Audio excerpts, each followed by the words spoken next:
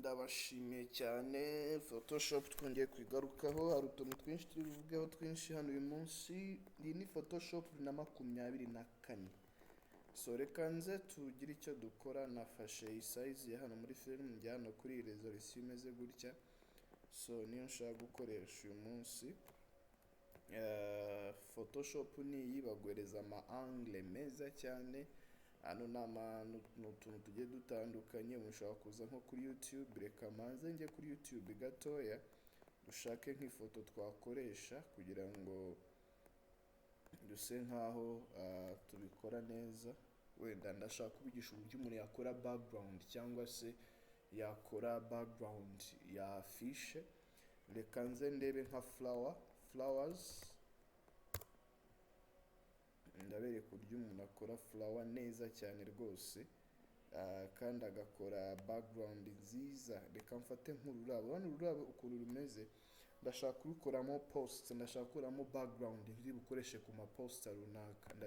Ndatelecharge mbika ifoto muri my picture cyangwa njye muri video, ndayisavinga muri video. Buri impamvu noneho ndaza kugaruka muri Photoshop. So ngaruke muri Photoshop hano, mite nkora icyo bita paste nka gutya.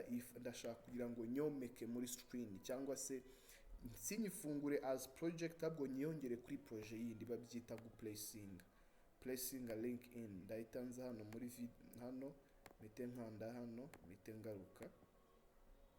Urabona ni iyi ngiyi, ndayikwedura rwose kugira ngo igire gute, izemo hano ikwiremo. kandi ashaka background nziza ku buryo wayikoresha nko muri post. Icyambere ndi bukore, ndaza kuri filter, ndabanza nkirike kuri layer, nze kuri filter, nze kuri blue, nje kuri gloss, hanyuma ngire gutya kiremo hano. Ona uburyo imeze hano. Nindangiza ndaza kuri lake faction, ndaza gukanda nongera size ya hano. Bakoresha hano kuri parenthèse cyangwa bracket.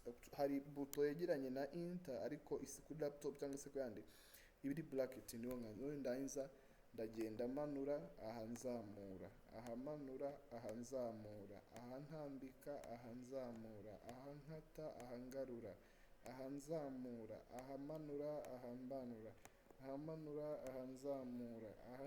Ubona uburyo ntuza yanjye ibaye. Ubona kararyoshye cyane rwose, wanayikoresha neza. Reka mbanze mfuke hano hasi iri kugenda ita size ariko simbishaka, kugira ngo ize gusa neza rwose. Hanyuma ndangiza icyo ndi bukore n'iki, ndakanda okay.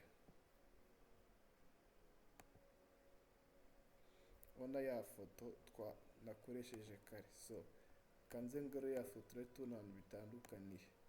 Dore ngiyi ubona ya foto nazanye niyo nshyizeho biratandukanye. So icyo ndi bukore ni iyi, ndahita ngaruka hanze muri, ndongera nkirike kuri frame, zano nge nko kuri filter gallery.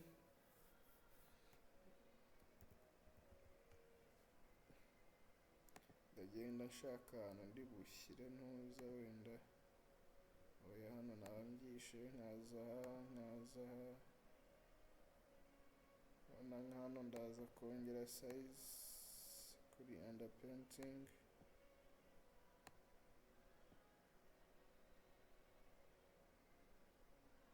Ubundi ijya kumera nka gold.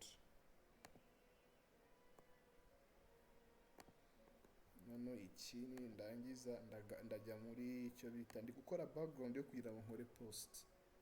Hano impamvu ndi gukora tunzanira nk'utuntu twinshi kuri genda ureba nawe ukuremo script z'ibyo ukeneye.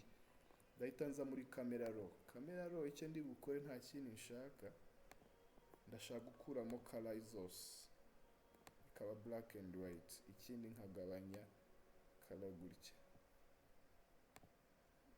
None nka hano nshobora kuza nkahita nawe ndavuga ati